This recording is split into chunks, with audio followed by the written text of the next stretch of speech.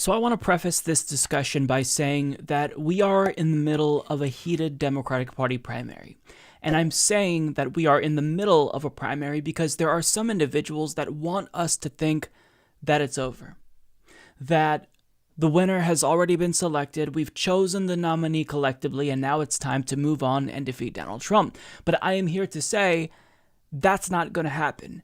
Nobody has cast a vote yet. Not a single voter has caucused for or voted for a candidate, but yet pundits are patronizingly telling Bernie Sanders supporters, at least, that it's over. And if we want to win, then we should just settle for Elizabeth Warren already and accept that she's the best that we're going to be able to get. Well, I say to hell with that, because nobody's telling Pete Buttigieg's supporters to get behind Joe Biden if they want a centrist to win. Nobody is telling Amy Klobuchar's 5 supporters that they should back Kamala Harris if they truly want a centrist woman to win. But Bernie Sanders supporters, for whatever reason, were always the ones who are told, even before anyone has voted, that we've lost and we need to just accept that reality and support what we get.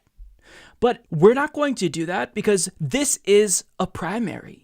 Making the case for our candidate is not an attack inherently. It's all part of the process. And guess what? When we have a candidate like Bernie Sanders, who is better than every other candidate, including Elizabeth Warren, in almost every conceivable way, then we would be idiots to concede this early. Not only is Bernie Sanders more progressive than Elizabeth Warren when it comes to numerous policies like student loan and medical debt cancellation and foreign policy, but strategically he actually has a plan to galvanize Americans to actually get the policies that he wants implemented codified into law by being the organizer-in-chief. And that matters if you actually want to pressure lawmakers to pass very bold progressive policies. So Bernie Sanders is the best candidate for the left. If you want social democracy, if you want Medicare for all, I'm sorry, but Bernie Sanders is better than Elizabeth Warren. In fact, he's such a good candidate that I don't know that we're ever going to get a candidate with his record again in our lifetimes. So I'm going to take the time now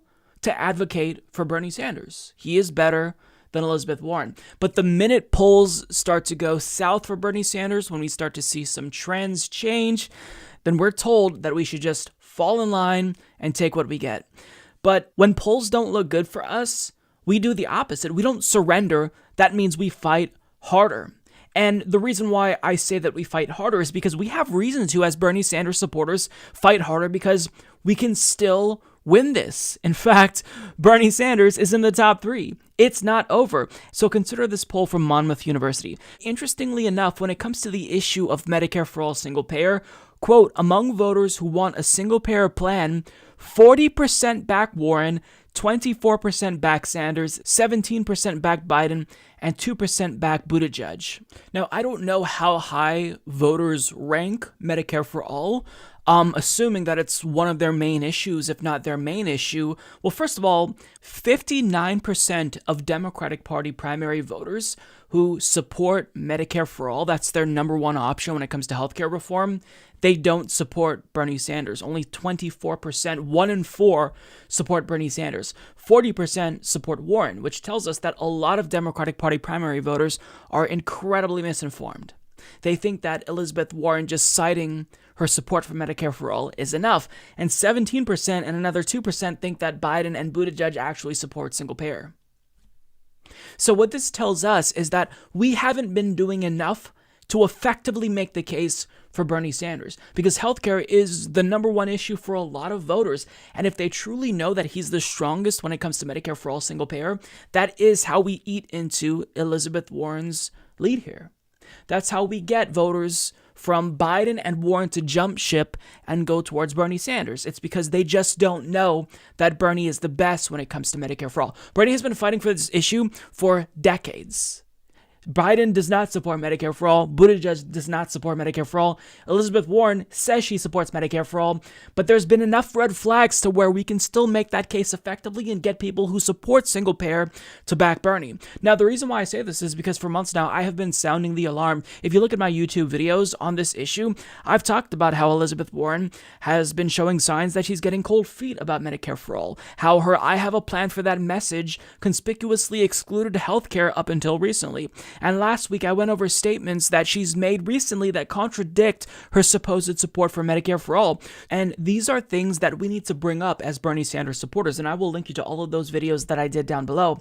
Because if that many people who are voting in this Democratic Party primary support single payer and they're not backing Bernie Sanders, assuming it's one of their main issues, then they are literally voting against their own interest if they're not supporting Bernie Sanders. So that tells me that we haven't been effective enough at communicating this to voters, and Bernie Sanders obviously hasn't as well. Because a lot of people just assume, well, you know what, I support single payer, Elizabeth Warren is the candidate because she also says she backs it. But in actuality, Elizabeth Warren has been wishy-washy on this issue, not just in 2019, but she's always been fairly wishy-washy when it comes to single-payer Medicare for all. And voters just don't know about that. But I'm here to help you and educate you and let you know that if you support Medicare for all, Elizabeth Warren isn't the candidate that you want to be backing. It's Bernie Sanders. Now, unlike other candidates, to her credit actually, Elizabeth Warren has supported single-payer before other Democrats. But she's always been fairly wishy-washy on this issue. And this is pointed out by Holly Otterbein in an article for Politico, where she writes, 7 years before Elizabeth Warren said, "I'm with Bernie on Medicare for all," she was campaigning for the Senate and didn't want to talk about single-payer healthcare, running a tough race against Republican incumbent Scott Brown. The first-time candidate repeatedly distanced herself from the idea. In one interview, she was grilled by New England cable news host Jim Broad. He wanted to know if she'd support single-payer if she were the czarina. In other words, if politics weren't an obstacle. I think right now, what we have to do, I'm serious about this, I think you've got to stay with what's possible, Warren said, nodding to the recently passed Affordable Care Act. And I think what we're doing, and look at the dust up around this, we really need to consolidate our gains around what we've got on the table. Warren's refusal to embrace single payer during that campaign came 4 years after she co-wrote an essay that called it the most obvious solution to the nation's healthcare woes, though perhaps politically unacceptable. Warren's record on Medicare for all has drawn scrutiny from some single-payer advocates. Many activists trust that she is fully on board with the policy and would push for it in the White House as strongly as Sanders, according to a survey of nearly 20 people and organizations that support Medicare for all. But some, including even Warren's allies, are less certain. We know that if Elizabeth Warren is elected president, we're going to have to work hard to make sure she prioritizes it appropriately, said Sal Rosselli, president of the National Union of Healthcare Workers, which has endorsed both Sanders and Warren. We know that Bernie Sanders will because of history. Now, let me just say to that last point there, at the dual endorsement, if you support Medicare for all and you know that you're going to have to push Elizabeth Warren to prioritize it, why wouldn't you just support Bernie Sanders? I mean, things like this, it doesn't make sense to me. But what this tells me deep down is that Elizabeth Warren, she knows that single-payer Medicare for all is the correct policy. It's just a matter of whether or not she thinks it's politically expedient to pursue that policy. So let's look at her history and contrast that with Bernie Sanders. Bernie has had one position consistently: single-payer Medicare for all. Elizabeth Warren, she supported single-payer before a lot of other Democrats, to her credit, but then she ran for the Senate and then flipped.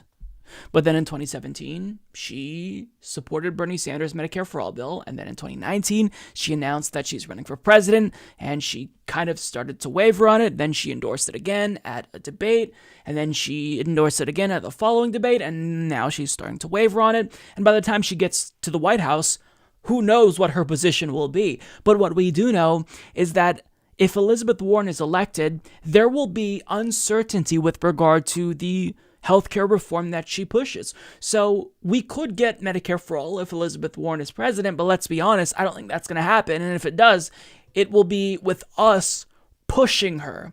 So if you support Medicare for all, if you're one of the 40% of Democrats who support single-payer healthcare, but you're opting for Elizabeth Warren as your number one choice, this is what you need to know about. This is what Sanders supporters should be educating people about.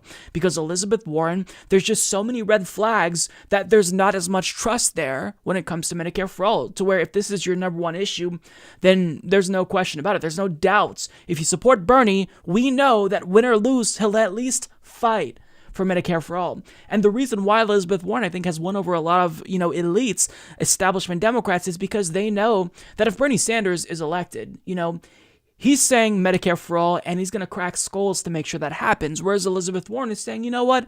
I'm going to bring everyone together. We're all going to hash it out, and I'm going to advocate for Medicare for all, but this isn't a contest. And if somebody else proposes a bill that can be passed more easily, that's more politically expedient, we're going to go with that instead. So the reason why I say this, it's not just due to speculation, because people who know Elizabeth Warren, people who worked with her, Harry Reid, for example, is also saying, yeah, I don't really believe that she supports Medicare for all either. She's not really in love with it. This is what he said in an interview on CNN with David Axelrod. There is a concern as well that's expressed by some establishment Democrats that she is too far left. I think that's, let's just wait. For example, Medicare for all, I asked me, how do you feel about that? I said, I think what we need to do first is let's make sure Obamacare is strengthened again. Mm-hmm. Republicans have done everything they can to hurt it. Let's strengthen it. We almost got the public option the first time. That's as good as Medicare for all anyway. And so that's not what she's saying, though. Well, but I think you give her some time. I think that she's not in love with that. I think you'll wait and see how that all turns out. So you think she's more pragmatic than I know she's pragmatic. Just wait. So what that should tell you is that Harry Reid is an idiot, first of all.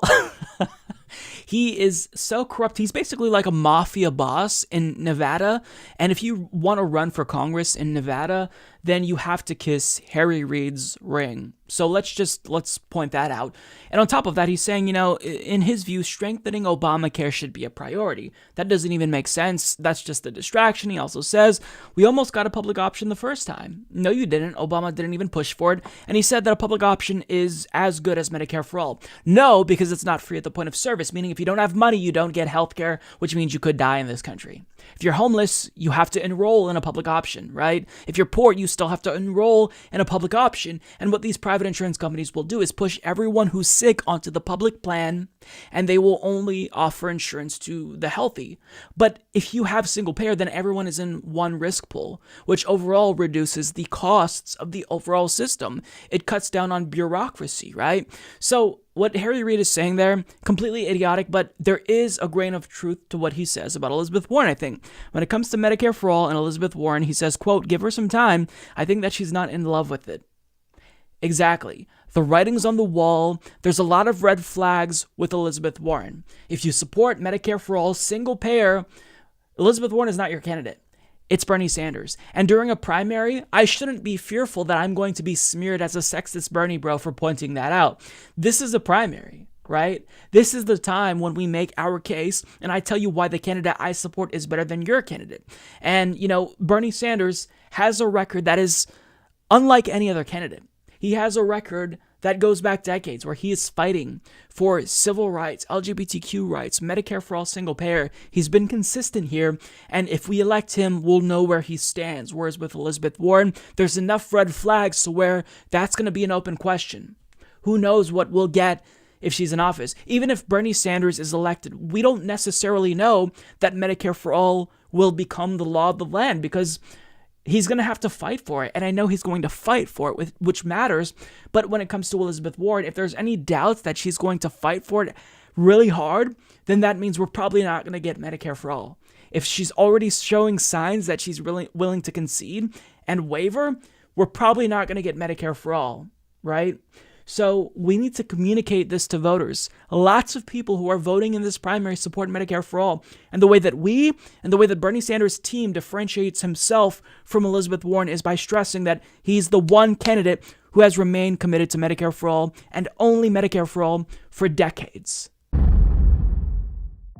Girly Mike Fettuccine needs your support on Patreon. What a loser. Visit patreon.com/Humanist Report to support the low ratings Humanist Report. Sad. My views are much higher.